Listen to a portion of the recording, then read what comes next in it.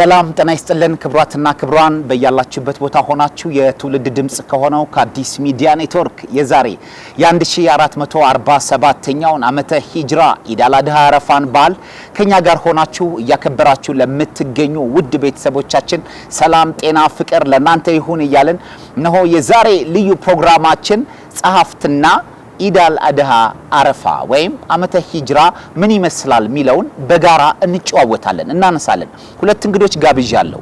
ራሳቸውን ያስተዋውቁኛል።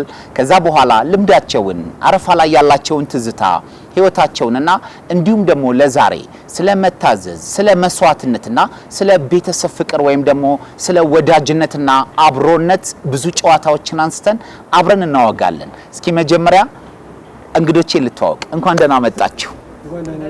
ደህና ናችሁ? እስኪ ካንተ ጋር እንተዋወቅ። የለም ሌዲስ ፈርስት። ኦኬ እሺ ሌዲስ ፈርስት ብላል።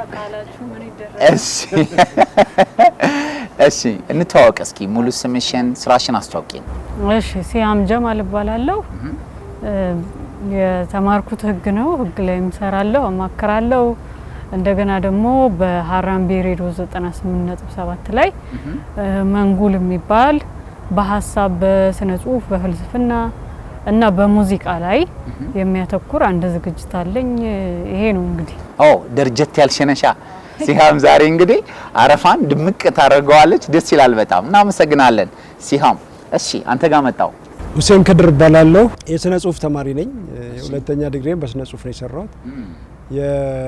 እንግዲህ ሃይማኖታዊ ስራዎች ላይ ዓለማዊ ስራዎች ላይ አለሁኝ። አንድ 3-4 መጽሐፍት አሉኝ በግጥምም እንትንም በቴሌቪዥን በጋዜጠኝነት እንግዲህ ከ20 ዓመት በላይ ትንሽ ሞክሬያለሁ። ትንሽ ከ20 ዓመት በላይ ሞክሬያለሁ። ደስ ይላል። ትንሽ እሺ ይሄን ይመስላል እንግዲህ በጣም ደስ ይላል። ከናንተ ጋር ዛሬ የተገናኘ ነው 1447ኛውን ዓመተ ሂጅራን ኢድ አል አድሃ አረፋን ለማክበር ነው። መጀመሪያ እንኳን አደረሳችሁ። እንኳን አብሮ አደረሰን።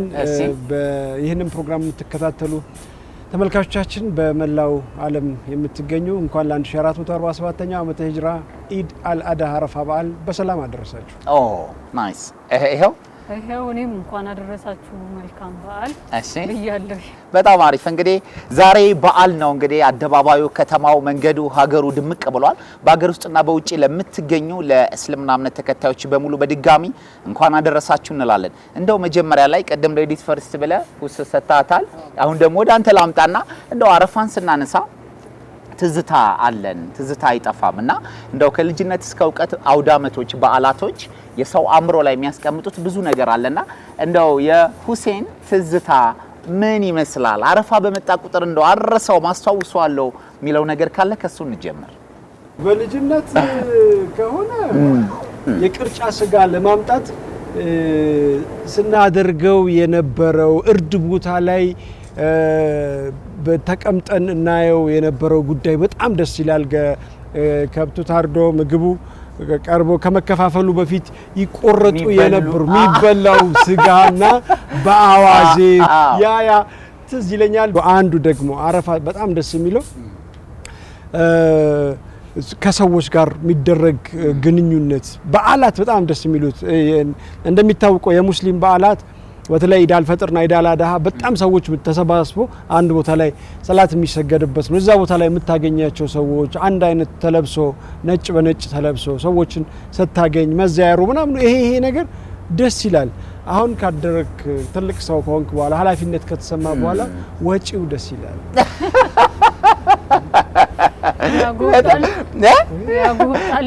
ያጎብጣል ነው ደስ ይላል ነው እያለች ነው። አይ በድርብቡ እውነት ነው። በጣም እኮ ሲጠገብ ሌላው ባይነገር ደስ የሚል ትዝታ ነው። ታዲያ ከዚህ በላይ ተመልካቾቻችን ምን ማራኪ ምን ደስ የሚልና ምን ሁላችንንም ወደ ልጅነታችን ወደ አደግንበት ባህል የሚመልስ ትዝታ አለ። ብቻ ደስ ይላል። ክትፎ ተወድ ነበርና በልጅነቷ አረፋ ላይ በተለይ ክትፎ በጣም ጎበዝ እንደነበረች ሰምቻለሁ። እስኪ ሲያም እስኪ ደግሞ ያንቺን ትዝታ አጫውቼን። አይ እኔ ልብሱ ምናምን ነው ምግብ ላይ እንደምታዩኝ ወፍራም ነኝ። ስጋ ነው እንደዚህ ስጋው ነው እንደዚህ ያደረጋት። እሺ ማይገርም ክትፎም ጥብስም ምናምን ሞድ ሰው አይደለም። ለምን እንደጠላው ምንም ማስታወሰው ነገር የለም ዋና ባል በመጣ ቁጥር እኔ ማጣጥመው ነገር ቢኖር ዶሮ ወጧን ነው ዶሮ በጣም ደስ ይላል እሺ ዶሮዋን መቋደሻዋ እንኳን ባለለም አሷን ነው ግን ይሄ ክትፎ ምናምን ሲበሉ ነው ሲበሉ ከመጎምጀት ውጪ ድምጹን እየሰማ ማለት አትጎ ምንም እኔ ኢንተረስት የለኝም ለስጋ አጥቆት ከነ መፈጠሩና ግን እንዳልከው ጌቱ ጌዘሩ በቃ ጧት አብሮነቱ ሰው ጧት ነው የሚነሳው ምናምን ተሰበሰባለ ልብስ ይቀየራል እኛ ደግሞ ልብስ ይገዛልሃል እሱን ጫማና ልብስ ምናምን አድርገው ወደ ታች ወደ ላይ ተላለ ብራም በቃ እንደዚህ አይነት ሜሞሪዎች እነሱ ናቸው ከዛ በተረፈ በቃ ጌቱ ጌዘር ቀን አብሮነቱ አብረን አንዴ ፎቶ ስትነሳ አንዴ ቁጭ ስትል አንዴ ምናምን በቃ ያለ ማቋረጥ ነው ብስኩትም ከረሜላ ምናምን ቴምሮም ይኖራል እንደው እኮ ሁስ ካንዱ ቤትም ወደ አንዱ ቤት እኮ ተያይዞ መሄዱ ሲያም እንዴ አረፋ 3 ቀን ነው እኮ የአረፋ በዓል 3 ቀን ከዛ ያው እርዱ አለ ማለት አንተ ብትበላም ባትበላም ያ ፓርት ኦፍ ዩር ሜሞሪ ስለሚሆን በጣም ኢንተረስቲንግ ነው በጣም ደስ ይላል እንግዲህ ዛሬ የበላን እየጠጣን እየተጫወትን በዓል እናከብራለን ወደ ዋናው ሐሳባችን ግን ከመግባታችን በፊት አሁን ለምን ኬክ አንቆርስ ይሄ የተቀደሰ ሐሳብ ነው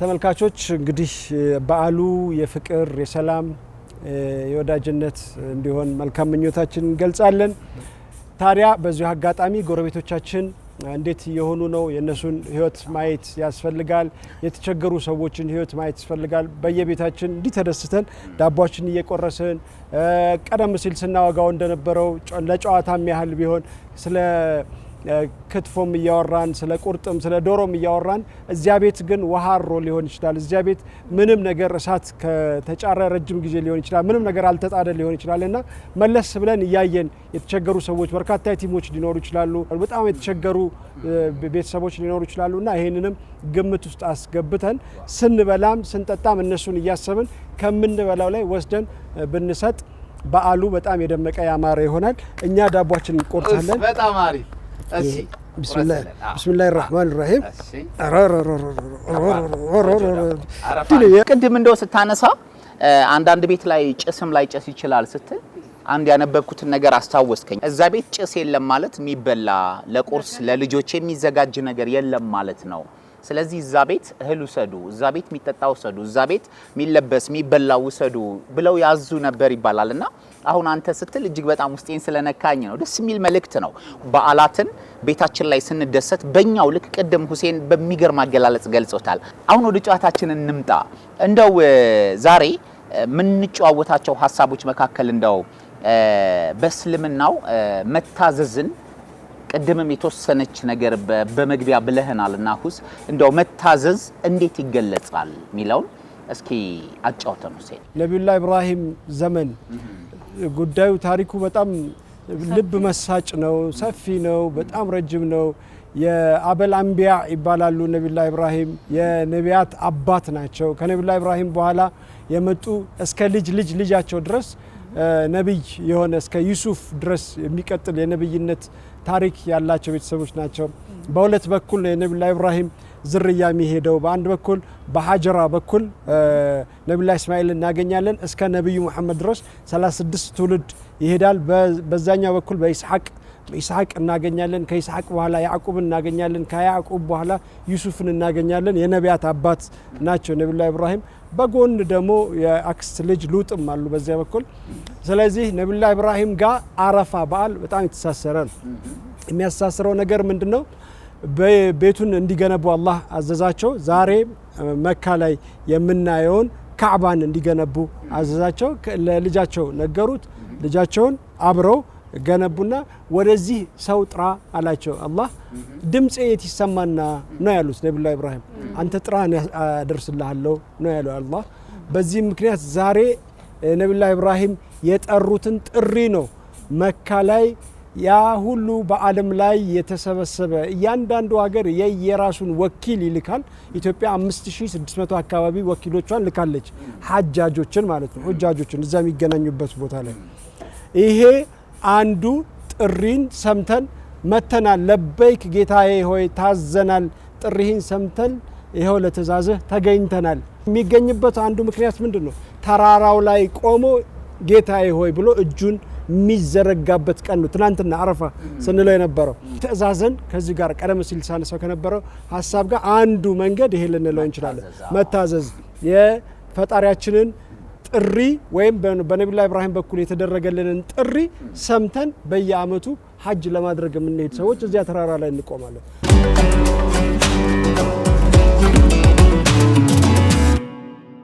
አረፋ ወይም በሊትሬቸር በህግና በፊሎሶፊ አይን መታዘዝን እንዴት ይገልጸዋል የሚለውን እስኪ እንጫወት። አሁን አረፋ እንዳልከው ሁለት ኢንሲደንሶች የሚነሱበት ነው። አንዱ የኢብራሂም ወይም የአብርሃምና የይስሐቅ ወይም የእስማኤል መስዋዕትነት ለማድረግ ራሳቸውን የመፍቀድ አባት ልጁን ልጅ ደግሞ ራሱን አሳልፎ የመፍቀድ ነውና ኢብራሂም ቀድሞ በህልሙ አይቶ ተገልጦለት ሳይሆን በህልሙ አይቶ ለልጁ ነግሮት ለኢስማኤል አውቆ ተስማምቶ ራሱን አሳልፎ ነው ሰጥቶ የሚሄደው። ስለዚህ በዚህ አረዳድ መሰረት የሱፊ ጸሐፊዎች ይህንን ኢቨንት በተለያየ መልኩ ገልጾታል። በተለይ የሩሚ አረዳድ ኋላ ካርል ዩንግ የሚባለው የስነ ልቦና ተመራማሪ ፖዚቲቪስት የሚባሉ የስነ ልቦና ሰዎች የሚያነሱትን ሀሳብ የሚያነሳ ግጥም ነው የጻፈው ሩሚ። በጣም ታዋቂ ነው በሱፊ ስነ ጽሁፍ ውስጥ እና ኢጎ የምንለው ነገር ማለት ልጅ እንደዚህ የምንላቸው ነገሮች ዓለም ላይ የምናፈራቸውን ነገሮች እሱን ለሱፕሪም ለሆነ ከኛ በላይ ለሆነ ነገር አሳልፎ መስጠት ነው። ፖዚቲቪስቶቹ ስነ ልቦና ሰዎች ደግሞ ይሄን ኢቨንት ወስደው ከኛ በላይ ለሆነ ትርጉም ላለው ነገር ህይወታችንን የመስጠት አንድ ኢንሲደንስ ነው ብለው ያብራሩታል። ደስ ይላል። እንግዲህ ሁሴንም ሲሃምም ስለ መታዘዝ እጅግ በጣም ባማረ ሁኔታ እንግዲህ እውነት ለመናገር እኔ ራሱ እስከምገረም ድረስ በሚገርም አገላለጽ ሁለቱም ገልጸውታል። እንኳን ለ1447ኛው ኢድ አል አድሃ ዓመተ ሂጅራ አረፋ በዓል በሰላም በጤና በፍቅር ከወዳጅ ከዘመድ ከቤተሰባችሁ ጋር ሆናችሁ ሳይለያችሁ እንኳን አደረሳችሁ እንላለን ማለት ነው። በቀኝም በግራይም እጅግ በጣም ተወዳጅ የሆኑ እንግዶችን ነው የጋበዝኩት። ያው እንደው እስኪ ለፈገግታም በሉት ለምንም አንድ ነገር ብቻ ከተፈጥሮ እንኳን አደረሰ በሉ ብትባሉ ሁሴን ከተፈጥሮ እንስሳት ሊሆን ይችላል፣ ሰው ሊሆን ይችላል፣ ወንዝ ሊሆን ተራራ ሸንተረር ሊሆን ይችላል። ምንን እንኳን አደረሰ ትላል? ሁሴን ከባድ ጥያቄ ነው ለማለት ቀና አባባል በጣም ነው የሚያስቀው። ውሃን ከባድ ነገር ነው የመረጠው። ሲሃምስ ያው የቀንድ ከብቶችን ወይ የጋማ ከብቶችን ይሆናል። ምክንያቱም አንድ ነው። እሺ አንዳች በግን እንበለው ምክንያቱም ሁሌ ስለሚታረድ እንደው በግ ምን ነው በጣም ደስ ይላል። እንግዲህ ያው ኢድ አል አድሃ አረፋ ብዙ ጊዜ የመስዋዕትነት በዓል ነው፣ የእርድ ወቅት ነው ብለን ስለምናስብ ሲሃም ወደ በግ አምጥተዋለች። ሁሴን ደግሞ የትኛውንም አውደ ዓመታዊ ስራ ስትሰሩ ከሃይማኖትም ጋር ጥልቅ ቁርኝት ስላለው ውሃን እንኳን አደረሰ እለዋለሁ ብሏል። በጣም ደስ የሚል ቆይታ እያደረግን ነው። የትውልድ ድምጽ በሆነው አዲስ ሚዲያ ኔትወርክ የኢድ አል አድሃ አረፋ ወይም ዓመተ ሂጅራ እየተከበረ ይገኛል ማለት ነው። በቀጥታ ከኛ ጋር ቆይታ እያደረጋችሁ ላላችሁ በሙሉ በሀገር ውስጥም ከሀገር ውጭም ለምትገኙ እንኳን አደረሳችሁ እንላለን።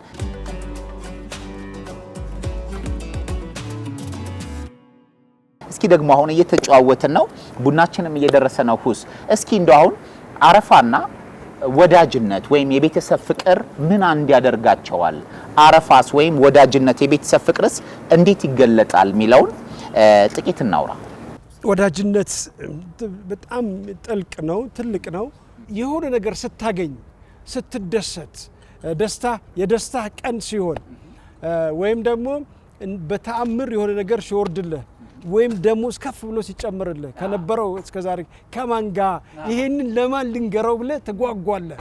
ሄደህ ለዚያ ወዳጅህ ነው ልትነግረው ወይም ለነዚያ ወዳጆች ወይም ለነዚያ ጓደኞች ያገኘኸውን ደስታ እነዚያ ሰዎች ይጋሩኛል ብለህ ስለምታስብ ወዳጅነት በዚህ ይገለጻል። በዓላት ከወዳጅነት ጋር በጣም የተሳሰሩ ናቸው። ምን አብረን እንመገብ ነው። ምግብ ላይ እንግዲህ ኢትዮጵያዊ ነኝና የምግብ ተምሳሌት ምሳሌ በጠቅስ እንዳትታዘውኝ ባህላችንም ቤት ውስጥ ስትገባ ምን ይቅረብልህ ነው የምትባለው።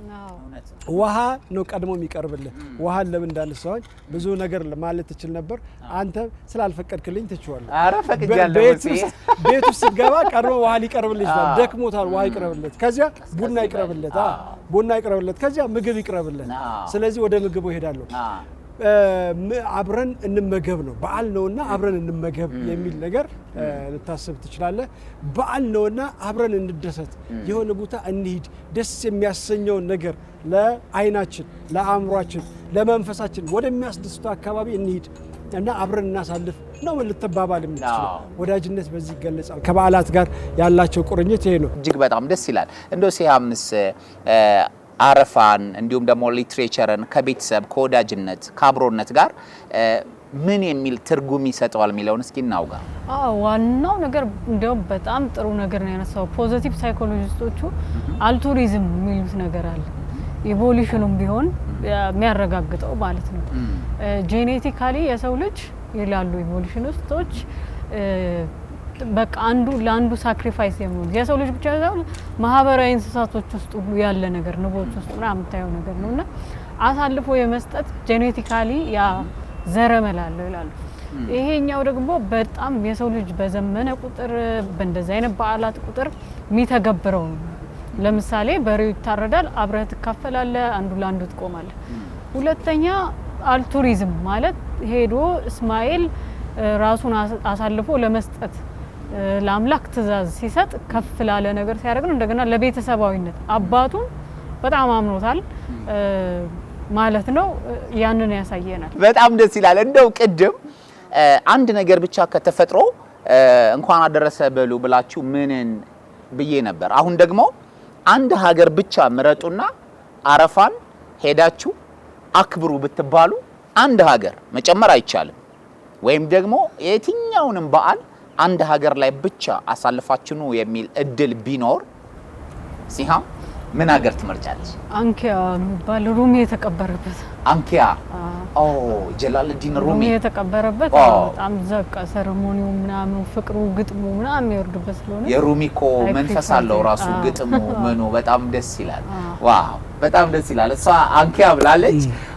አንድ ሀገር ብቻ ብትባል እኔ መዲና ነው። መዲና የነብዩ አጽም ያረፈበት ስጋቸው ያረፈበት መዲና በጣም በ3 4 ጊዜ አይቻታለሁ። መቼም የማልጠግባት መቼም በቃኝ ብዬ ማለት ብኖርም ብሞትም የምደሰተው ያችን እዚያች ከተማ ነው። እንኳን ለአንድ ቀን አረፋ ለማክበር በጣም ደስ ይላል። መዲናን በጣም ወዳታለሁ። የመጨረሻ እንደው ወደሚቀጥለው ሐሳብ ከመግባታችን በፊት አንዳንድ ምግብ ምረጡ ብትባሉ እስከ መጨረሻው ከዚህ በኋላ ምንም መጨመር ከውሃ ውጪ ምንም መጨመር አይቻልም ብትባሉ የመጨረሻ አንድ ምግብ ብቻ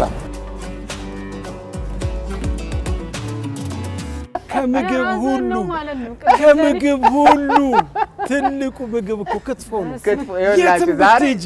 ዛሬ አረፋ ስለሆነ ክትፎን እያጠጋጋው አረፋ ስለሆነ ብቻ ሳይሆን በየትኛውም ቀን ቁርስ ክትፎ፣ ምሳ ክትፎ፣ እራት ክትፎ ቢቀርብ የምን ዶሮ ነው? ዶሮ ይላሉ። እነዚያም ዶሮ ይላሉ። ክትፎን የዶሮ ነፃ አውጪ አለን እያለች ነው። ዶሮ ለእንቁላል እስኪ ደግሞ ክትፎ እስኪ ደግሞ ልቀበል ሲያም። እሺ ኦኬ። አሁን ደግሞ ወደ ሲሃም ነው ሐሳባችን። እንጀራ ነው። ከምን ጋር? እንጀራ ከምን ጋር? ከአንድ ነገር ሁስ እንጀራን ከክትፎ ጋር መርጧል። አንቺስ? ኧረ ክትፎ ከቁጩ ጋር ነው አንተ። እሺ ከምን ጋር አንቺ? እንጀራ ከምን ጋር? ማባያውን የሆነ ነገር ዶሮ ነው የምትለው። ሌላ ምን ትላለች? ዶሮ። በጣም ደስ ይላል። እንግዲህ በያላችሁበት ቦታ ሆናችሁ 1447ኛውን የኢድ አል አድሃ ዓመተ ሂጅራ አረፋን እያከበራችሁ ለምትገኙ መላው የእስልምና እምነት ተከታዮች በአገር ውስጥም ከሀገር ውጭም የምትገኙ በሙሉ እንኳን አደረሳችሁ እንላለን። ያላችሁት የትውልድ ድምጽ በሆነው በአዲስ ሚዲያ ኔትወርክ ነው። ፕሮግራማችን አውደ ዓመት ነው። ዛሬ ፈታ በሉ፣ እየበላን እየጠጣን እየተጨዋወትን ነው። እንግዶቼ በዚህ በኩል ሲሃም አሪፍ ሐሳቦችን ከፖለቲካ ከፍልስፍናና ከሊትሬቸር አንፃር ያወራችኝ ነው። በዚህ በኩል ደግሞ ሁሴን ሚዲያ ሰው ነው። እጅግ በጣም ብዙ ሐሳቦችን ያነሳ በሚገራርሙ ሐሳቦች ያጫወተን ነው።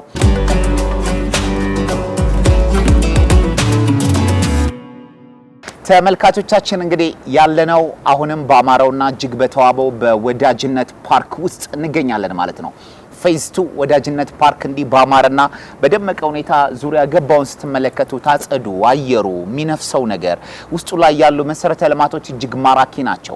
በየትኛውም ሰዓት ከቤተሰብ ከጓደኛ ከዘመድ ለማንበብ እንዲሁም ደግሞ የተለያዩ ነገሮችን ለመስራት ኑና እዚያ ያሳልፉ እንላቸዋለን። ወዳጅነት ፓርክ ፌዝ 2 እጅግ በጣም ባማረው ቴራስ ላይ ከፍ ብለን የዛሬ የ1447ኛውን የኢድ አል አድሃ ሂጅራ የአረፋ በዓልን ያከበርን እንገኛለን ማለት ነው። ሲሃምና ደግሞ ሁስ የሚገራርም ጥርስ ማያስከድኑ ሐሳቦቻቸውን በሚገርም አገላለጽ እየሰጡ ነው። ይገባቸዋል። ለምን ሁለቱም የሚዲያ ሰዎች ናቸው። እዚህ መተው ሐሳብ ስለሰጡኝ እጅግ በጣም ደስ ብሎኛል። አመሰግናለሁ። እንደው አሁን የመጨረሻ አንዳንድ ሰው ብቻ እንኳን ለአረፋ በዓል አደረሳችሁ በሉ አልላችሁም። ደስ ያላችሁን የሰው ቁጥር ጠርታችሁ እንኳን ለኢድ አል አድሃ አረፋ በዓል በሰላም አደረሳችሁ ማለት ትችላላችሁ። እድሉን ለሁስ ሰጠው። ይህንን ፕሮግራም በየቤታችሁ የምትከታተሉ በመላው ኢትዮጵያና በመላው ዓለም የምትገኙ በየትኛውም አማራጭ ይህንን ፕሮግራም የምትከታተሉ የእስልምና እምነት ተከታዮች እንኳን ለ1447ኛው ዓመተ ሂጅራ የኢድ አል አድሃ አረፋ በዓል በሰላም አደረሳችሁ። በዘመኑ የፍቅር የሰላም የእድገት እንዲሆንልን እመኛለሁ እንመኛለን። ይሄ ችግር ረሃብ ሰቆቃ ዓለምን ያጋጠማት ያለውን ነገር በሙሉ አላህ እንዲያነሳልን ዱዓ አድርጉ። ለከርሞ በጣም ባማረ በተሻለ ሁኔታ የምንገናኝ አላህ ያድርገን። እጅግ በጣም አመሰግናለሁ። የዓለም ህዝብ ቢሊዮን ነው ትሪሊዮን ይደርስ? አዎ አረ ከፍ ብለናል። 7.8 ቢሊዮን በቃ ለ7 ምናምን ነጥብ ቢሊዮን የዓለም ህዝብ ቢሊዮኑ በሙሉ አዎ አሁን ላይቭ ለሆነው ለሁሉም እንኳን አደረሳችሁ እላለሁ። እጅግ በጣም እጅግ በጣም በየቋንቋው አስተርጉሞ ያድምጠው ማለት ነው።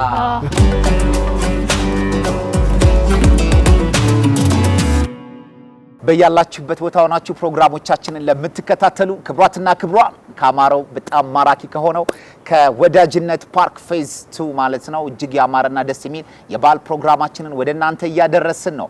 በመላው ዓለም የትውልድ ድምጽ በሆነው በአዲስ ሚዲያ ኔትወርክ ይሄንን የ1447ኛውን የኢድ አል አድሃ ሂጅራ አረፋ በዓልን እያከበራችሁ ለምትገኙ ህዝበ ሙስሊም በሙሉ እንኳን በድጋሚ አደረሳችሁ። ከወዳጅ ከዘመድ ከቤተሰብ ጋር ሳይለያችሁ በዓሉ የጤና የፍቅር ይሁንላችሁ እላለሁ። የፕሮግራሙ አዘጋጅና አቅራቢ ደግሞ እኔ ቢኒያም ከተማ ነኝ ማለት ነው። እንግዶቼ ሲሃምና ሁሴን ደግሞ በሚያምር ሁኔታ ከኔ ጋር ቆይታ አድርገዋል። እንኳን በሰላም በጤና አደረሳችሁ። መልካም በዓል ይሁንላችሁ። እናመሰግናለን።